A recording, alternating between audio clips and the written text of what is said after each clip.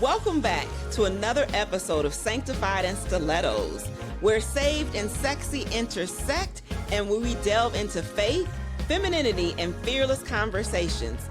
I'm your host, Dr. Heather E. Burton, and I am so excited today, you all, because we are dealing in a conversation that many of us are facing right now. You have degrees, you have the experience, you also have receipts, but the thing is, you've made results at your job.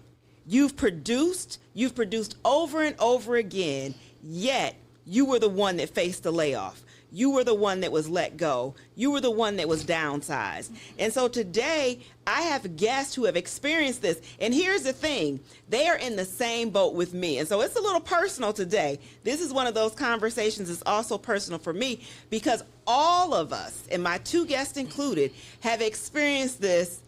Guess what, you all? More than once. And so we are educated Black women, have produced within our work experiences, but we're currently facing layoffs or in the midst of a layoff. And so we're going to talk about that. We're going to talk about what does it mean when you have receipts and when you have results, but you still have no job. And so I'm going to let my guests introduce, and I will say these are friends of mine. And so I have known them for years, and I can attest that one of them I know got a degree because we got our degrees together. So I'm going to let her start, and I'm going to let Alfie just take a few moments to introduce herself. So I am Alfie Chapman Walter, and thank you so much for having me. Of course. My career has spanned the sectors of academia, nonprofit, quasi-governmental, as well as government. And this has been a journey these past 16 months, so I am very interested in getting into this conversation. Yeah. And when I think about that and think about that span, your span is very, very similar to mine, where it's been education, academia, and it's been nonprofit work, in which I experienced the layoff. So, yeah, it's sweet. I'm excited for the conversation also, and more so just so people can hear that we're real people. Yes. And so you hear these statistics very often of 390,000 Black women who lost jobs. Well, you've got three people sitting right here. And so I want you to recognize that we're real people who have stories and who are engaging in what's happening right now. And so our second guest is Tanya Horn, and Tanya's going to share a story. And of course, you all know I cannot have a show without a Delta on it. And I would say Alfie is a member of AKA, and I still love her. You know the AKAs represent on this podcast also very often. But Tanya is one of my sorors. Yes, thank you, Heather. You're welcome. Yes, I have been working for a number of years. I won't tell my age, but like Alfie and Heather, I started out in higher education, and then I went to nonprofit, and then I landed in corporate America. So it has been quite a journey, and as Heather has said, I've been on this boat before, so this is my fourth go round. I had hoped it would be my last, but I'm here. Yeah, wow, Tanya, this is your fourth go around? My fourth go round, yes. And so tell me a little bit about the four experiences. Yeah, like what were you doing that led to the layoffs? So I will say this, the first one was with a nonprofit, and the second one was with higher education, and then the last two was with corporate. And I'll say that every time I went through a layoff, it was God. It really was. The first time I wouldn't move myself, I was complacent. And so I tell people, and I believe it, that God moved me because I wouldn't move myself. Yeah. And so he will close a door, and he opened a better door. I ended up leaving Cleveland and moved to Japan. Who knew that was going to be the door? But it was the best opportunity. And then I came back because my manager got let go, and then a new person came in, and he brought all his own people. So I had to leave Japan. But in leaving, before I left, I really wanted to stay, and I couldn't find a job. And I said, okay, God, you're taking me back to Cleveland for a reason. I don't know why, but you'll tell me then. I got back to Cleveland, and I got sick. And my doctor told me at the Cleveland Clinic was the #1 place that treats patients for something that I have. And I said, this was the reason why God brought me back. Yeah. And then the last one was, I wasn't happy. I said, God, either move somebody out of my way who's causing me grief or move me. He moved us both. So I was like, okay, God closed this door. I know he got something. He's all in the midst of it. So, and this final one was, I'm just tired of working. I'm ready to retire today. I kept telling people that, what would it look like if I retire early? And I kept saying it. So I'm approaching this season as what's next for me in a different way. I'm not anxious. I'm at peace. So that's all the 4 times I knew God was a part of it. This journey will have you praying a different way. It really Yes. does. And it matures your relationship Definitely. with God. Yeah. And that's the one thing that I am grateful, as uncomfortable and as anxious as this journey has had me. Yeah. It will pull you in a different way, and it will mature you a different way. So whereas I used to pray, I'd say, Lord, I want this job. I went on this interview. Please, Lord, give me this job. Now I pray, your will be done. Yeah. Because what I do know is that my way is not the way. Right. It's not the way. Right. It's his way. And so your will be done, because if you don't land me in that role that I thought was just the best job ever, you must have a different purpose for me. Yeah. And so I'm praying a different way. Yes. And I think that's the key is especially in this place, and when we're talking about, this whole show was Sanctified, and Stilettos is the idea of being Christian women and what it looks like on this journey. Yeah. Is that it's not minimizing that there aren't some anxious days and that anxiety doesn't sit in, but your trust lies in the fact that God's got you. Yeah. And that God Yeah. has us in a direction. And I'm with you, Alfie. My prayer has changed. And this is not my first experience with the layoff. This is my third. And so in that third, the first I was younger. Right. The second still a little younger. But now here, never would I have thought that I would be this age and facing unemployment. And I've been unemployed now since May of 25. So May 12th, 2025. So we're on 8 months now. But the prayer has always been, Lord, give me your best. Yeah. And whatever you have for me, let me walk through that door. And interestingly enough, so many doors have closed, which have made me say, okay, maybe this is not the direction that you're taking me. Right. And I remember a soror shared with me, because someone had promised me a job and literally promised the job. So I'm like, okay, I'm good. Yeah. And that happened twice. Wow. So that happened twice. And neither time did they pan out. And I disappointment, discouragement, hurt. And she said to me, man could have all good intentions, Yes. but if God doesn't want you there, you're not going to be there. And so I've held on to that mantra Yes. as well as I'm walking this path. But what I do ask is, how are you feeling right now? But let's talk about that Go in ahead, terms of the Alfie. promise. Yeah. Because what has been very clear to me on this journey, what a lot of people has said to me is, oh, you've had a great career. Oh, you've yeah, got a right. great resume. Right. Alfie, you know everybody in Cleveland and beyond. You'll find something. You'll find something. You're going to land. Yes. My first go around was I was let go in November of 2024. And I was out for 7 months. And so I'm just going to be transparent and candid. Go ahead. And because this is my experience, right? This is my lived experience.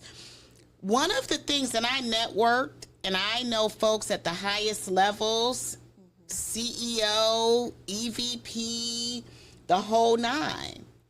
And it has been eye-opening, what I might call the lack of influence and power that my network Actually has.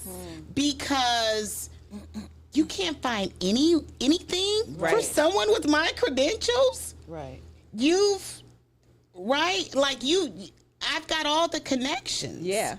And there's not a something that somebody could slot me in, even in the meantime, a something. Because they do it for some people. They slap people in for some people. And I think it's network, though. I think, and what I mean by network, and we got to be transparent and honest, is, again, when we talk about who has the social capital. Right. Even though you may be in a certain position or the economic power, the folks that's in our network that looks like us, they don't have the power to. I mean, just many of them don't have the power. But again, and then we want to argue and say that whiteness is not a real thing. And it's not a real thing in the work environment. It is a real thing. Yeah. It's a thing that hinders us because, as Alfie said, you look and the people that we can go to and that we know, they don't have the power to say, let me create this position. They may have the title. Yeah. They're up here. Yeah. But the power to say, let me create this position. But on the other side, these folks, these mediocre folks. Yeah. Their people have the power right. to create and move them and put them in. And I think it's a testament to the fact of when you look at who's laid off and the highest number, specifically when we talk about black women in this. And then I always say, too, is one of the things, black women losing their job because we care and we want to help people. When I tell you, when I think about my corporate experience, and I was the helper. I was the one with the line outside of my office door. Yeah. To help everybody, to advocate for folks, to go to bat. That's just who we during are. Those talent reviews, during those investigations, during those ombuds meetings and such. I'm going hard, right? That didn't serve me. Right. Yeah. Ultimately, it didn't serve me. And so I think about, one of the, again, because everything happens for a reason and it's a journey. Right. And so I think about how I show up in my next role and being more strategic about the coaching, the mentoring, the advocacy, the allyship that I offer. I'll say, piggyback on what you said, your network. What I have found during my seasons of losing a job, people that I don't know are the ones who have helped me. My last job, I met someone at a networking event, didn't know her from Adam. People were asking, what do you do? I said, I just got laid off this week. And she said to me, this woman said to me, we need to talk. And so we didn't get a chance to connect, but she sent me a message weeks later on LinkedIn, and she said, I was at a meeting with chief diversity officers, and someone said they're looking for someone who does DEI but specializes with talent acquisition. Here's the role. Let me know if you're interested. And if you are, contact the chief diversity officer at this company. That's how I found out about the job. And I got that job. So many people that I thought might be more instrumental in look helping. at us. We only knew each other socially. Right. And we got connected, and it was like, okay, girl, Right. well, what we doing? Right. Okay, well, I'm going to call this person. I'm going to call that person. And, so there's an example right there. Right, exactly. Yeah, and I think that's the thing is knowing people that you can count on. Yeah. And what I've learned in this journey is many people will say, I will help you or let me know what you need. Right. And then letting I know what I need, I don't know what I need. Yeah. Like I remember when I first was laid off this time, people kept saying, well, what do you want to do? And I was like, I don't know what I want to do. I want a job. And one reason I don't know what I want to do. I want a job. And for me, one reason that I didn't know what I want to do because I didn't want to go back to diversity, equity, and inclusion. Yeah. Well, there's no such thing. There's no such thing. But even with unfortunately. that, I never wanted to be there. And so that's the thing that I also go back to is because I never wanted to be there because I always felt that it would minimize my voice as a black woman. Yep. And I was not going to, I didn't want to fight at these tables. But in my role, I was able to still promote the black community, my voice, my research, and everything. So it worked out. But it's amazing to me how many people said, what do you need? How can I help? But there's been no help. Well, and you serve on boards and you socialize with folks and you interact with people and you've done things. And I'm like, you know my superpower. Like, forward my LinkedIn page. Yeah. And say, hey, I know Alfie to do X, Y, and Z. I saw that you have this opportunity. You might want to give her a look. This is her skill set, but it's transferable in this way. Right. Because when you're in this moment, let me tell you, I'm so overwhelmed. I'm fighting depression every day. Yeah. Like, I cannot articulate what I need, what I want. Right. And I'm not saying that I want you to do it for me, because what I do know is that faith without works is dead. dead. So I know that I've got to do what I got to do for me. But if you see something, help me. Help a sister out. Yeah. Say, hey, I saw that your company's looking for this. You posted this. Hey, you can't see the vision, but let me tell you what she has to offer. Yeah. Help me in that way, because when you're in this season, you often can't articulate. You can't that. articulate. I'm so heavy that I just, it is a win to get up every day and to keep pushing. And again, that's just me being candid, being transparent. Yeah. Beyond the smile, folks, know me to be very charismatic, gregarious, but baby. Yeah, and I think it's important for us to sit in that for a minute. Right. Yeah. Because those are some of the days, and we can't negate that we don't have those feelings. And as I tell everybody, yes, I'm trusting. My faith is in God, and I know that God has a plan. I know that God moved me out of this position for a reason. I didn't realize how much stress I was actually under and in my previous role. Until, and it's funny, I run into people and they're like, oh my God, you look so good now. You look so great. And I'm like, well, did I look haggard? What was I looking like? I've heard the same feedback. Right. Yeah, and you don't realize, because that's the other thing. And we had, that's a whole nother show, but what the expectation is of Black women in the work environment. Yeah. And what we deal with in the work environment that causes us stress, that causes us all of these other things that impact how we move about day to day.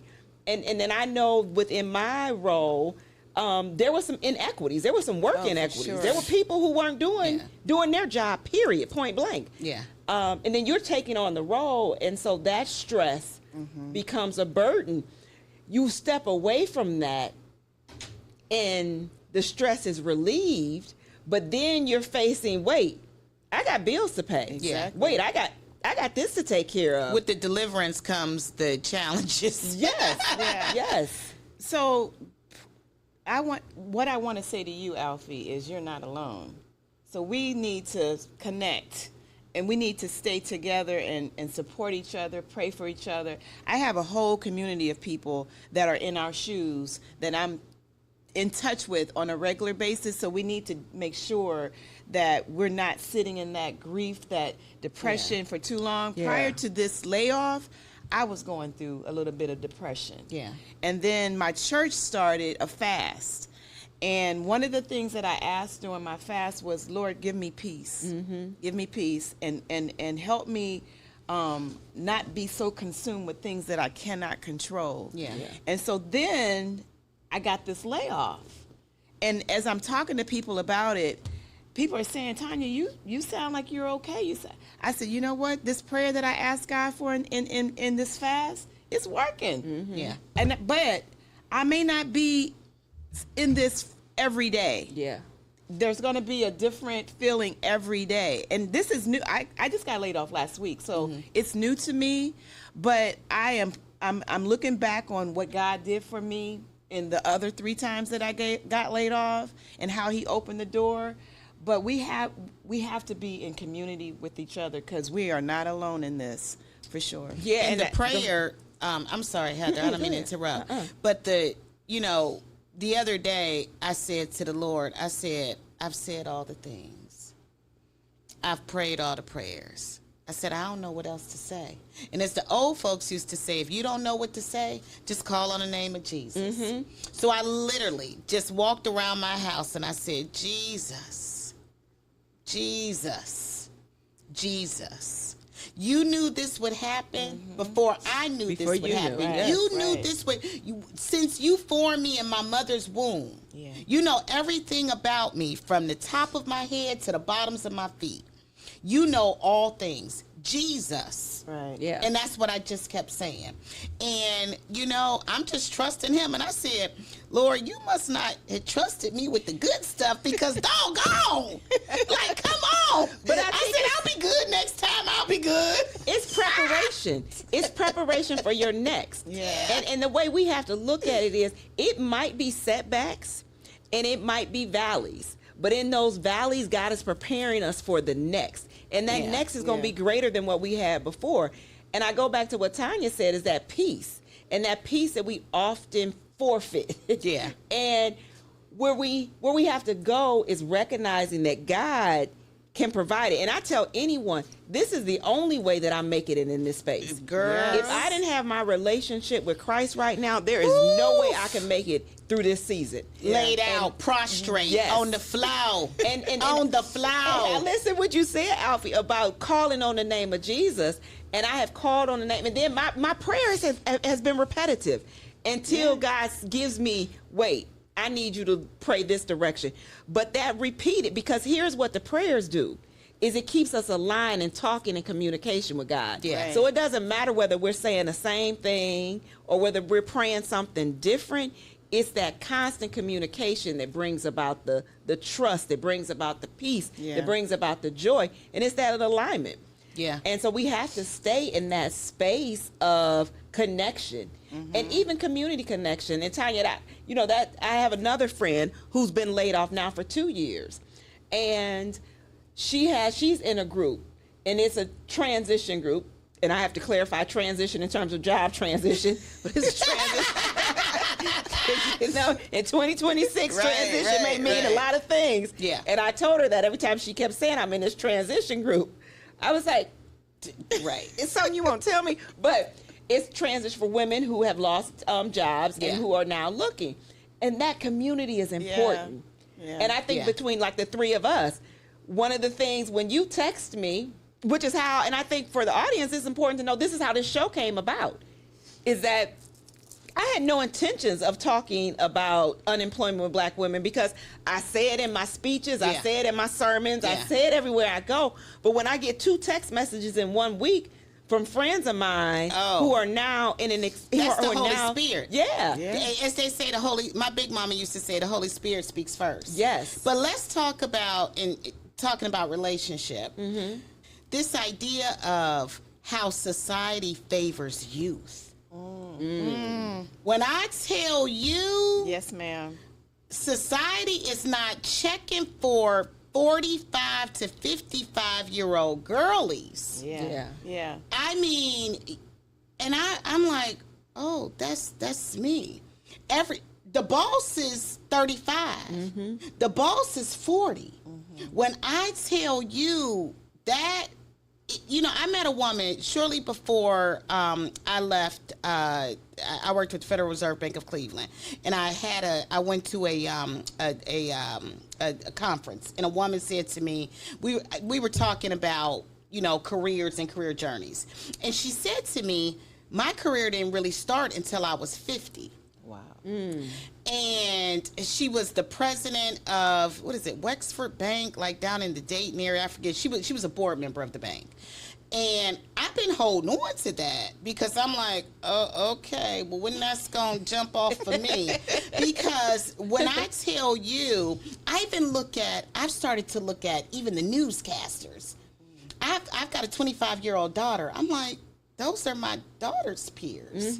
Yeah. Like, where do I see myself in this workforce, in this moment? Yeah. I remember a time where experience and, you know, life experience, professional experience was valued. Yeah. I'm not feeling that today. Let me tell you, today I read an article or listened to an article, and this may give you some hope. There are more jobs coming about where they're looking for more experienced people, but they're entry-level jobs. So the thing is, the people coming out of college, they can't get these jobs because They don't have experience. They don't have the experience. So there's going to be more, according to this article, more companies looking for people like you and me, but they're entry level. So I'm thinking they're probably going to pay us less. I was gonna say I don't have Right, entry level bills. Right. They're probably going to pay us less. I was gonna say this. Right, Like right. you want my experience, Yeah. but you want to give me an entry level So I salary. was kind of surprised. The person who wrote it, she didn't talk about what the pay looks like. That's because she knew what nobody Right. gonna be like. Ooh, let me That do could it. be I true. never want to apply. But I'm gonna say this. I had hope in it because I'm probably a little older than you, and so right now I'm even contemplating: is this gonna be the end for me in terms of retirement? Because I like you, Heather. I may not want to go back out in DEI. I don't want to work too hard. I hate to say it, but I'm sunsetting. Okay, I have 5 more years, and then I'm done. So it's gonna look a little different to me in terms of what I'm gonna look. I'm open to contract. I'm open to part-time. I'm open to temporary. I got to think about it, but that gave me a little bit of hope. Yeah. Just a little bit. And it's interesting. I'm listening to you say that about this article, but it makes me think, though, when I think about the 3 of us, and I think this is what really aggravated me in all transparency, and I'm always transparent on this show, but what really aggravated me was when I looked across the board and saw, and even now, see who's laid off and think about who's still there. Right. And the credentials that I know that I have versus, and I will say this, I probably got more credentials than 95% of the folks at the institution that I work for. Absolutely. Right. Because how many people at that institution has a D-Min, a doctorate, a PhD, 2 masters, and a bachelor's, plus the 20 years of experience. Right. And so when I look at this, it's aggravating to see the mediocrity that can still be in a place when you know you gave blood, sweat, and tears to an institution that devalued, and I'm going to use that word, devalued your work, or how do I say this? They valued you while you were there. Yeah. But they didn't think you were valuable enough to hold on to. Right, Yeah. right. And to think about, I think to myself, you could, as valuable as I was, as unique and broad as my skill set was, you couldn't stick me anywhere. Right. You couldn't think of anything for me to do. You couldn't Somebody find. asked me that You today. Are they couldn't- going to find you another role? I'm Yeah. like, they're not doing that. And You that's a couldn't common find question. nothing for me. Yeah. That was the source of a lot of grief. And I would say that I continue to grieve. My last opportunity, I hadn't been there long enough. I was only there for 6 months. But my last opportunity, I have had to grieve that. I was there nearly a decade. Yeah. You know, there was a team, in fact. You know, if I'm honest, you know, the leader, my senior leader, and she assembled a group of folk that we transformed the organization. And I mean, bye. Yeah. Yeah. Just, you know, and the fact that, and so what that also tells me too is moving forward, how much do you give? Thank you. That's what I was getting to. Me too. Is how Yes. much do you give? And that's the one thing that this has taught me. And I said this in an interview. I said, what I have learned is I will never give to an institution what I gave in this previous role. You will never get that from me. Doesn't mean that I'm not going to do my job. Yeah, we're because always I'm gonna gonna do my work job, hard. and we're going to be good at what we do. But what I gave to that role will never happen again. But in we life. say that, and let's be honest, we know who we are. We gonna Well, get that's in my whole there debate and- about. But see, that's why. Why I'm thinking and heading to the whole concept of, do I go back to an institution? Yeah.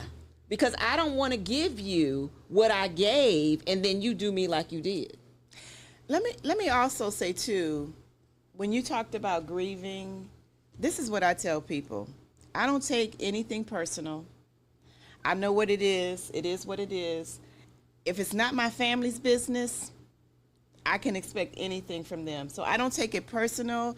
I don't grieve. And also, I know it's God's plan. So man can say whatever he wanted to say in terms of whatever he think he's doing or whatever. He has no control over it. It's God. So I don't take it personal when I see that they laid me off and they kept others who may not be doing as good of a job as I am. I don't take it personal. It is what it is. That's what our country is. That's what we're used to. I don't know, Tanya. I'm not there. I'm not there either. I am there. I ain't there for not. And one, I'm not there for not taking it personal because I know you blocked me in another role. So, and it's not that I want to go back because God has made it clear your time is up. Yeah. And so I'm good with that, but it's still the flesh, the human side still makes me say, wait a minute. I'm real fleshy. Right.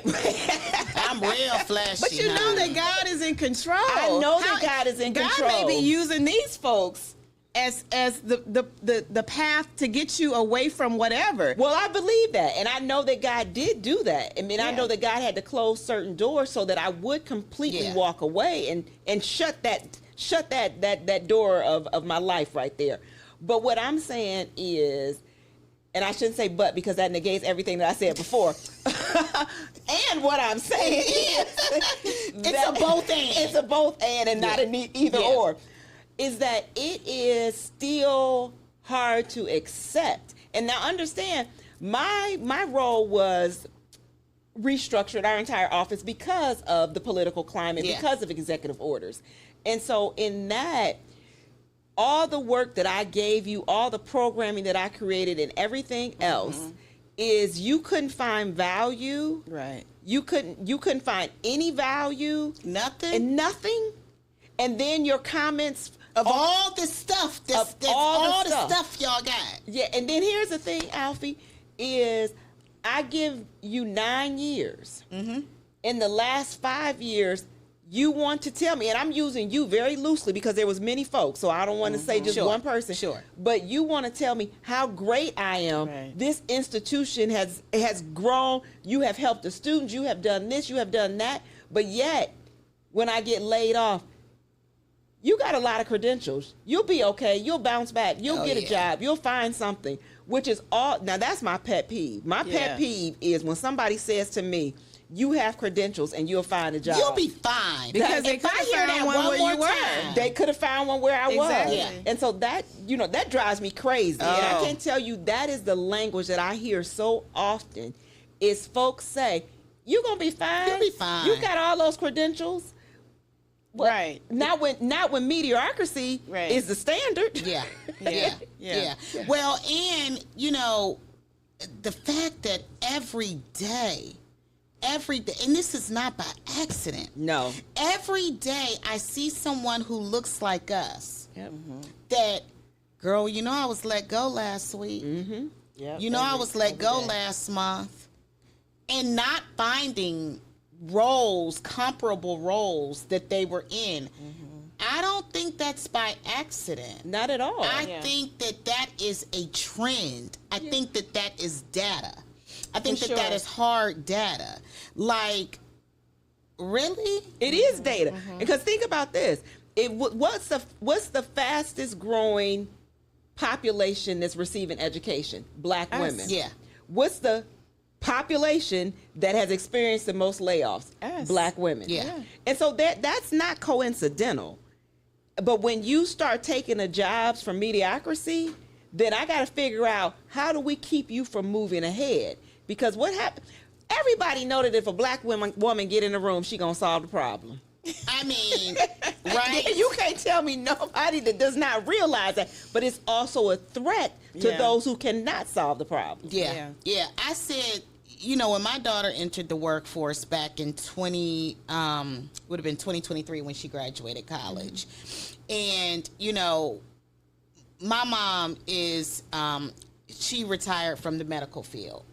And so I didn't have like a mentor, a coach, right, in sort of a corporate arena, in career pathing, if you will. But Lexi does have that. She has that benefit in me. And, much of what I said to her was, always talk to your manager about what's next, make sure you're getting those development opportunities for your next role. Make sure you're giving value in the company. Raise your hand all the time. Make sure you're out in the community. And I said to her, I remember very pointedly saying, well, if your company doesn't, move you along fast, rapidly, they're not committed to you. Because I know what this looks like. Yeah, right. Yeah. And so it's time for you to move on. Well, my advice is different today, because I just don't know that there are those opportunities. Yeah. And here we are, she's going into nearly her 3rd year in corporate America with no advancement.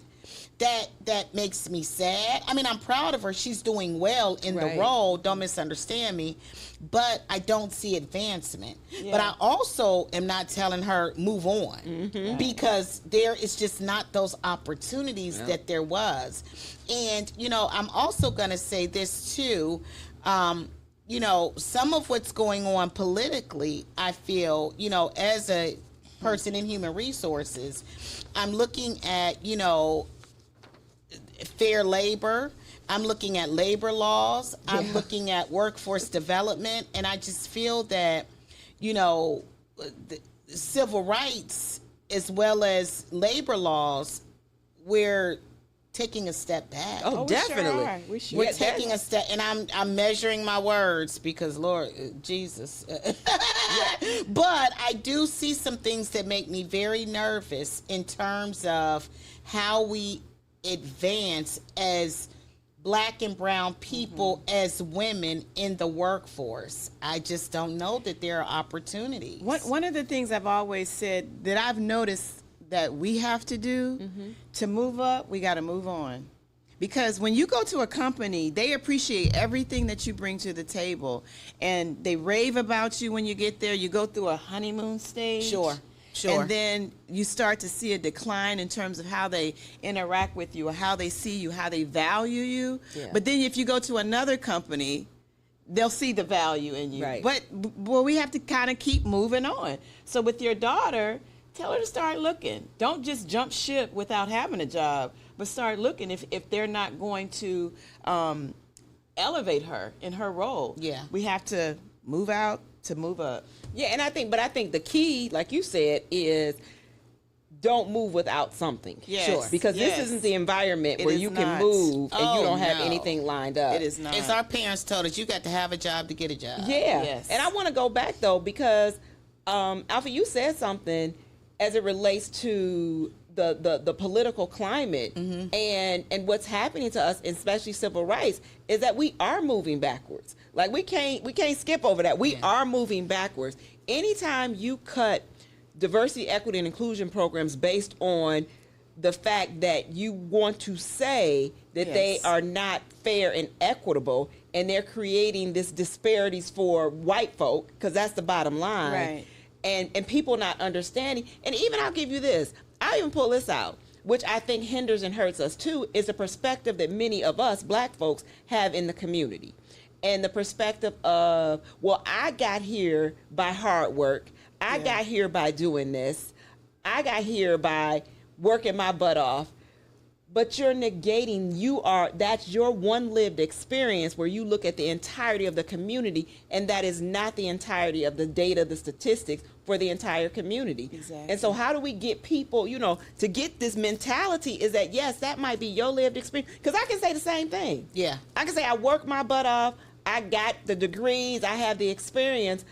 But the reality is, even with all of that, I'm still in this predicament. But let me two things, and we all can attest to this because we are DEI practitioners. As we know, and the data shows, DEI did not benefit us overwhelmingly. And I can recall sitting in rooms.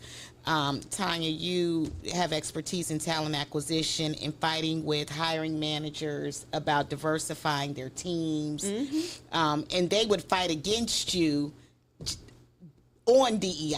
Like, oh, don't make me hire them just because they're black or It's a quota. Yeah, so we know that DEI did not necessarily benefit us, and the data shows that. So that's number one. Number two, to this whole idea of working hard, I recall I was in one of my organizations, and we had a panel about career pathing.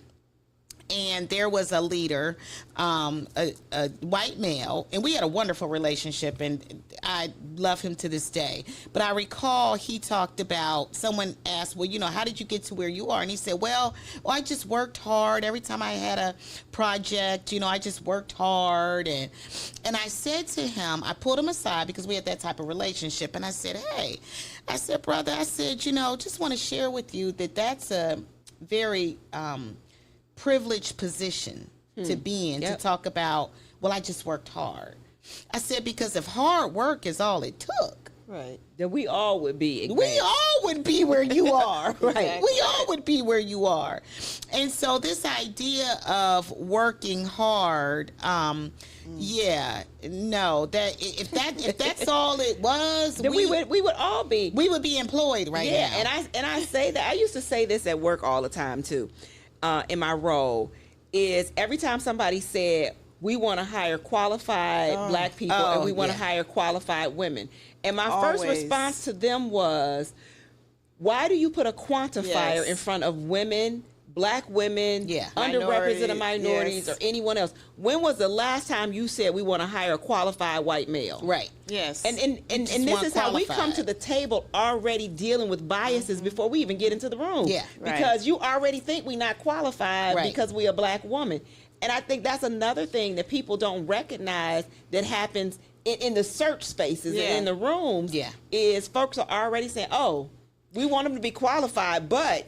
And a great example is when we look at, and not getting political, but when we look at the presidential election, this past election, when you look at people like Jasmine Crockett with all of the credentials, but yet mediocrity takes precedent. And the other comment is, we're always going to hire the best candidate.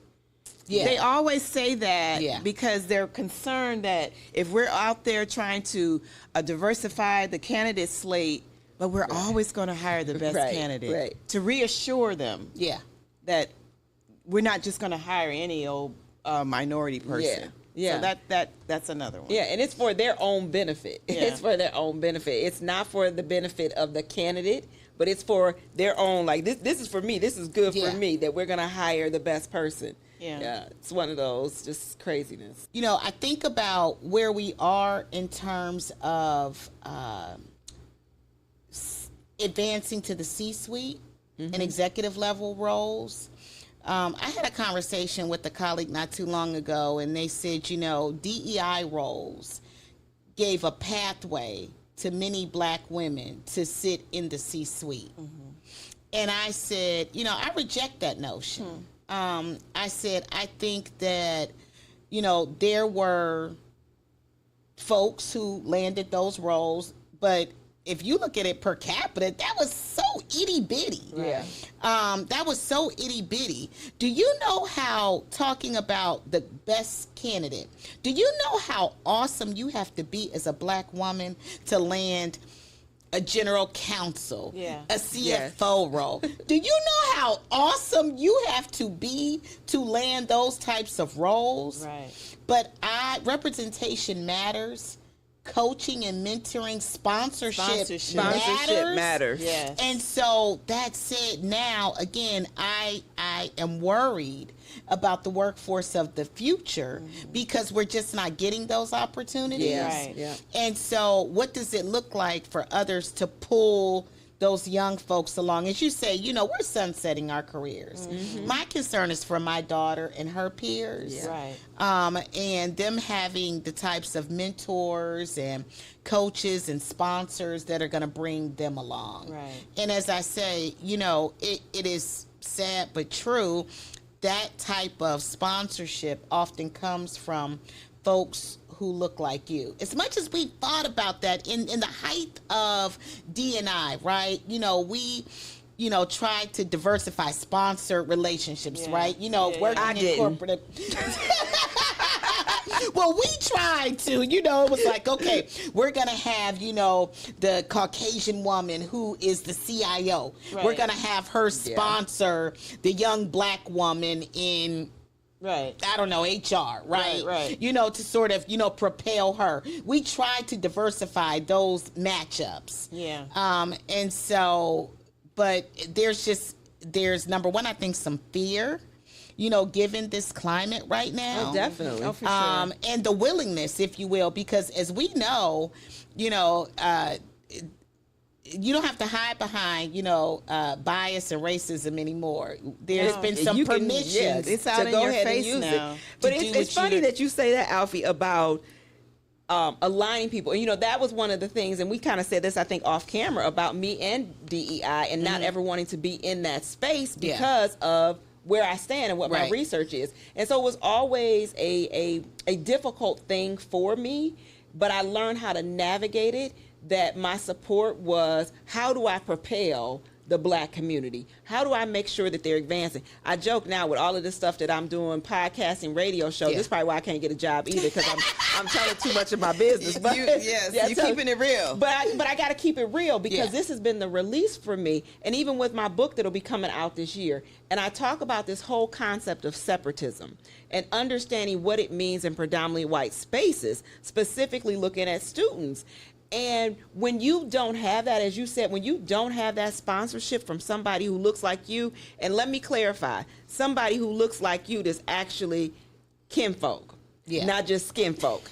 Because sometimes there's some folks in the work environment who would be in the room, but they would sell you out when they left out the room. And trauma about that is a whole nother episode. Yeah, because it's the reality. Because when I tell you, girl, okay, we might have to have another. We might have to have another episode on that, because that's what we also face in the work environment. And I'll tell you this really quick, is that I experienced that from black men in the work environment. Yeah, where I would say something, and I remember one in particular thing, and this white guy said to me, "Well, not everybody." I asked for some data, I asked for some numbers, and I said, "Well, if you've been doing this program for 5 years, you should have numbers to show whether or not it's created a climate and a culture change within this organization." And they said, "Well, not everyone has a PhD." And I said, "Well, what does that have to do with data collection? It's your program, not mine." Then they made another statement about not telling students the truth about resumes and names on resumes. Data shows how biases impact resume choices with names. And so they said, "Well, we shouldn't tell our students that." So you don't want me to be transparent with our students about what they may face in the job market. So I say this to them. After the meeting, the black guy says, "I'm so glad that you spoke up and said that." So he had an opportunity. He had the do same it, but he opportunity never that I did. did. And that's what I'm, just that whole kinfolk in a work environment, and going back to that principle of having that sponsorship in the room is so important, specifically as our younger people like your daughter and others are coming up, is recognizing what that looks like too. Because even in the work environment, y'all know this, everybody that says, "I'm going to help you out," is not going to help you out. Even knowing, like just even pulling my coat, like I think about some experiences, and I've had there have been many folks that don't look like me that's given me some great opportunities in my last organization. And I think about the struggles that I had with some of the folks who looked like me, unfortunately. Because pull my coat. If you feel like stylistically I'm not what they're looking for, then pull my coat and say, "Alfie, X, Y, and Z." Again, we're getting off, and I know we're short on time, so this is another episode, so I'm going to stop that. It is. It's another episode. And please have me back. So I've got a lot to say. Definitely. And let me say this. Are there any last words that you all have for the woman that's dealing with unemployment right now, that's in the same boat that we are? I said to someone today, given the fact that I've had 4 layoffs, I never think about what did I do wrong. I never think about that. Oh no, me either. Right. Because I know I did what I was supposed to do. So that's not even a thought. Don't hold on to that. Mm-mm. Don't question what you bring to the table. Don't question your skill set. All of that. It's hard to be like, you can be down, and it's hard to sometimes be confident, but you have to stay grounded in what you know, who you are, and whose you are, because people will try to cut you down. You mentioned trauma. I have dealt with a lot of trauma, but you got to stay grounded and stay in prayer and faith, and you'll get through. Yeah, we're gonna get past this. We are. This too shall pass. Yes. So I have spent a bit of time thinking about what did I do wrong, from the perspective of what are the lessons learned. Right? What would I do differently? Maybe not like what did I do wrong, but what are the lessons that I take away? And I've spent a lot of time leaning into that. But I would say the words are, lean into your faith, whatever that faith is. Yeah. When people ask you for help, even though it might be hard to articulate it, ask them for help. Yep. Try to get up every day, ask the Lord for the strength that you need to keep going, because that is a lot. That whole keep going. It takes a lot to keep going. I said, I hope my hair don't come out in the back, because I just been laying back in the bed. So, but just, keep going. And don't keep it a secret. Yeah. Don't keep it a secret. Yeah. Don't be ashamed. You need to let your networks know. Girl. Yeah, and you need to let everybody you're know. dealing on. Yes. Whatever you're dealing with is share, talk, find that community. Yes. Because you need that community. And again, the anxiousness, the anxiety is real. Mm-hmm. The depression is real. Yeah. And it can take you over if you, one, don't have a relationship with Christ, God, and then 2, if you don't have community. Yeah. And people that you can share with. Yeah. You all, I thank you so much. But before we go, we always have to do this. This is our stiletto moment. Sometimes I do it in the middle of the show, sometimes at the end, sometimes at the beginning. And so our stiletto moment is just the idea of, what do shoes represent for you? These shoes are made for walking. No, no, seriously though, I would say lacing up your boots and get ready to fight the good fight. Yeah. That's what they represent for me. I love that. That's the first thing came to mind. First thing that came from my mind in this season, comfort comes to my mind. Comfort comes to my mind. Yeah. So I'm not a stiletto girl. And so it's important that whatever path I take it with comfort. Yeah. I'm Tanya Horn, and you can find me on LinkedIn, Tanya Horn with the TonyaHorn, or Facebook or Instagram. My background has been DEI, talent acquisition. I'm open to any opportunities. As I mentioned before, I'm open for all possibilities. I'm looking for contract work, part-time work, full-time work. My background is higher education, talent acquisition, recruiting. Thank you. I am Alfie Chapman Walter, and I am a human resources leader. I have expertise in the entire talent life cycle, talent acquisition, talent management, training, learning, and development, and I'm looking for opportunities in all of those areas. I'm on LinkedIn, I'm on Instagram, I'm on Facebook, and you can find me just by using my name, Alfie, A-L-F-I-E, Walter, W-A-L-T-E-R, and as my daughter would say, no S, just Walter, like the gentleman's name. I like that. So get to moving, comfort.